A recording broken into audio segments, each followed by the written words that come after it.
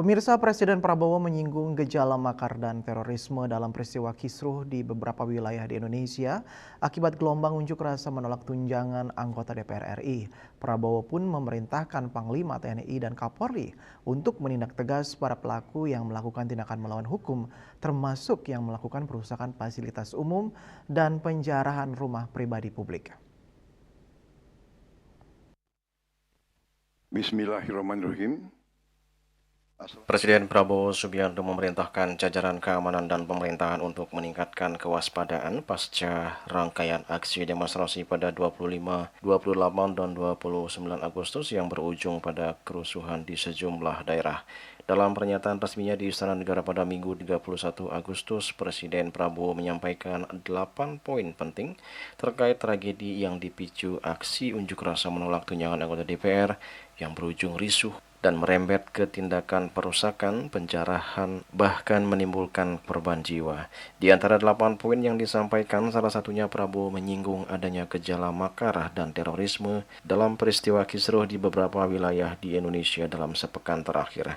Prabowo pun memerintahkan Panglima TNI dan Kapolri untuk menindak tegas para pelaku yang melakukan tindakan melawan hukum, termasuk yang melakukan perusakan fasilitas umum dan penjarahan rumah pribadi. Saudara-saudara sekalian,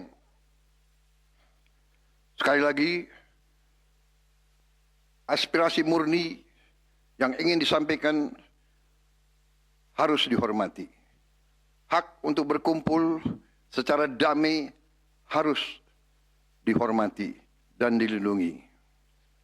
Namun, kita tidak dapat pungkiri bahwa sudah mulai kelihatan gejala adanya tindakan-tindakan di luar hukum, bahkan melawan hukum, bahkan ada yang mengarah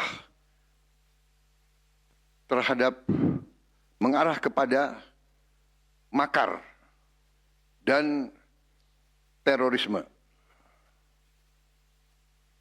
Kepada pihak kepolisian dan TNI, saya perintahkan untuk mengambil tindakan yang setegas-tegasnya terhadap segala macam bentuk pengerusakan fasilitas umum, penjarahan terhadap rumah individu ataupun tempat-tempat umum atau sentra-sentra ekonomi,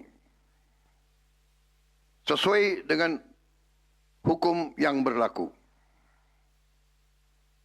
Kepada seluruh masyarakat, silahkan sampaikan aspirasi yang murni dan tuntutan dengan baik dan dengan damai.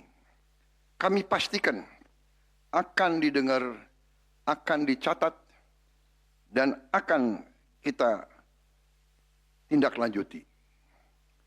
Saudara-saudara sekalian, saya juga akan meminta pimpinan DPR untuk langsung mengundang tokoh-tokoh masyarakat, tokoh-tokoh mahasiswa, tokoh-tokoh dari kelompok-kelompok yang ingin menyampaikan aspirasinya supaya bisa diterima dengan baik dan langsung berdialog.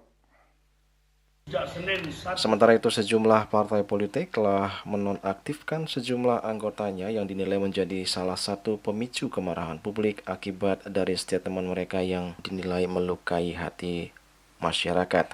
Bahkan anggota DPR yang dimaksud rumahnya menjadi sasaran amuk massa.